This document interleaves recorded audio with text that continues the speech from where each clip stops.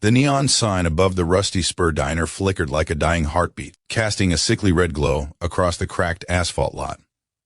Inside, the jukebox wailed a half-forgotten Johnny Cash tune, the only sound brave enough to challenge the storm brewing at table 6. Emma Riley's hands shook as she balanced the tray of coffee refills. 23 years old, single mom, night shift warrior, she'd memorized every scuff mark on the linoleum, every grease stain on the counter, every leering glance from the late-night drunks. But tonight, the glance came with teeth. Another round, sweetheart, slurred the man with the prison tattoos crawling up his neck like black ivy. His buddies 3 more slabs of muscle and cheap whiskey laughed too loud. The leader's ink read, "Let's see who can save you," in jagged letters across his knuckles. He'd flashed it every time he snapped his fingers for service. Emma forced the smile that paid the rent. Coming right up. She turned too fast. The tray tilted. Coffee sloshed across the table, soaking the leader's jeans. The diner went dead silent. His chair scraped back like a gunshot.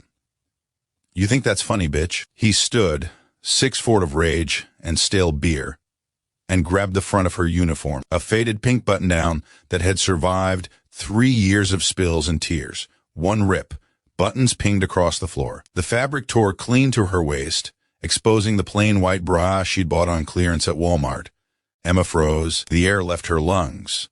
20 faces stared, truckers, night owls, the cook behind the pass-through, but nobody moved. Fear glued them to their stools.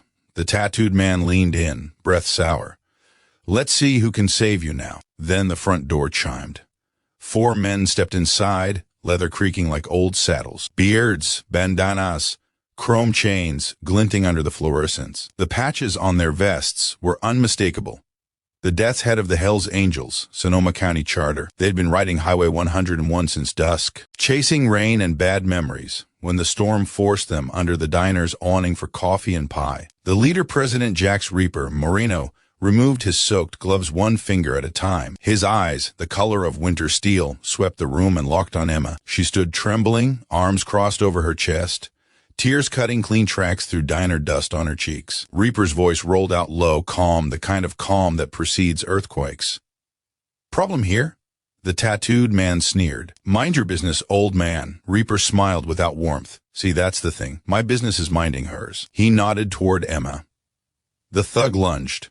It happened fast, too fast for the security camera to catch clean frames. Reaper sidestepped, caught the man's wrist, and twisted. Bone met tabletop with a crack that silenced the jukebox. The other 3 angels moved like they'd rehearsed it in 100 dive bars. 1 blocked the friend. 1 flipped the close sign. 1 stood beside Emma, gently dripping his vest over her shoulders. The skull on the back smelled of rain and engine oil. "Name," Reaper said to the man now, cradling his arm. Fuck you." Reaper leaned close. "Wrong answer." He glanced at Emma. "You okay to talk, darlin'?" She swallowed, found her voice somewhere near her boots. "They've been here 2 hours. Wouldn't pay. Kept touching the tray when I walked by. I told them to stop. They laughed." The cook finally found courage behind the grill. "I called the sheriff 20 minutes ago." Storm's slowing response. Reaper nodded. "We'll wait." They zip-tied the 4 men with the plastic cuffs the angels carried for emergencies. The leader thrashed, spitting threats. Reaper crouched eye level. "You got a daughter?" he asked. The man blinked. "I do," Reaper continued. 16. Works nights at a gas station to buy art supplies.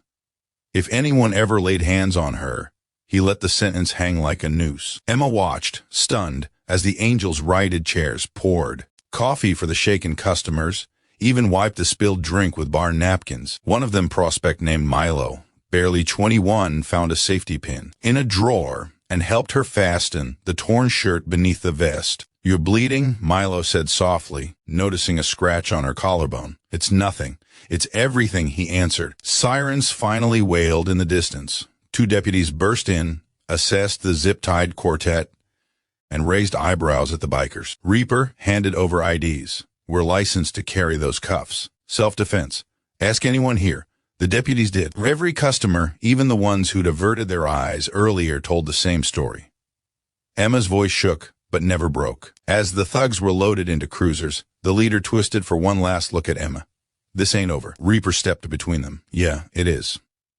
Outside, rain had softened to mist. The angels smoked under the awning, while deputies took statements. Emma stood wrapped in Reaper's vest, the leather warm from his body. You didn't have to, she started. Reaper cut her off. My old man used to say the road's long, but honor's longer.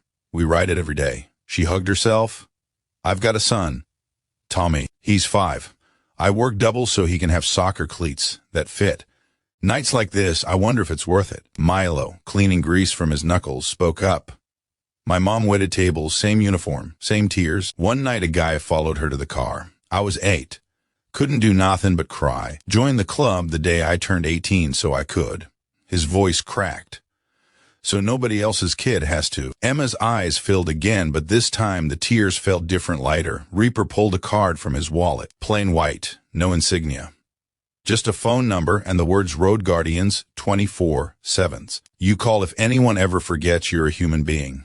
Don't care if it's this clown or the electric company. We ride for people who can't ride for themselves. Dawn crept over the mountains as the motorcycles roared to life. Emma watched them disappear down the highway, taillights blinking like red eyes in the fog. She still wore the vest. Reaper had insisted. Inside, the cook handed her an envelope. Those guys paid everyone's tab. Left this for you. 5 crisp $100 bills and a note in blocky handwriting for Tommy's cleats. And college. Keep fighting.